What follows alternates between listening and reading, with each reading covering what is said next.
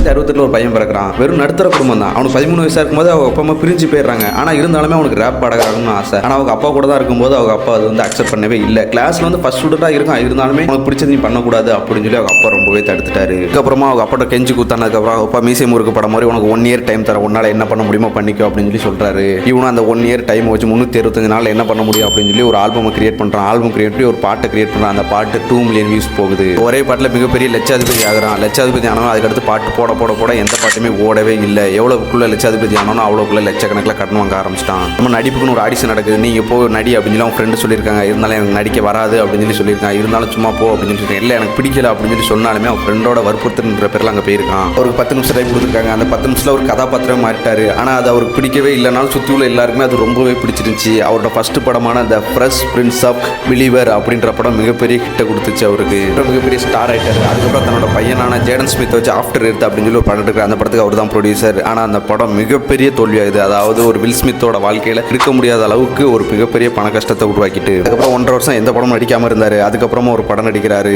The king Richard அப்படின்னு. ஒரு father 2 பொண்ணுங்களை டென்னிஸ் சாம்பியன் ஆக்கிற கதை. இது ஒரு ட்ரூ ஸ்டோரி. அந்த படத்துக்கு 2022 பெஸ்ட் ஆக்டருக்கான ஆஸ்கர் அவார்டை வாங்குறாரு. அதுக்கப்புறம் நடந்த எல்லாமே வரலாறு தான். ஒரு நாள் ஒரு ஆள் தண்ணியில தத்தளிச்சிட்டு இருந்தாரா. அந்த பக்கம் ஒரு மாடு வந்துச்சான்.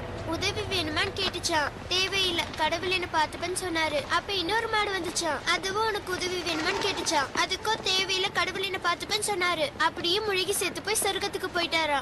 அங்க போய் கடவுள் கிட்ட ஏன் என்ன காப்பாத்த வரலன்னு கேட்டாரா. அப்ப கடவுள் சொன்னாரா, நான் தான் உனக்கு 2 மாடு அனுப்புனேன்னு நீ தான் வரலன்னாரா. கதை நல்லா இருக்காப்பா?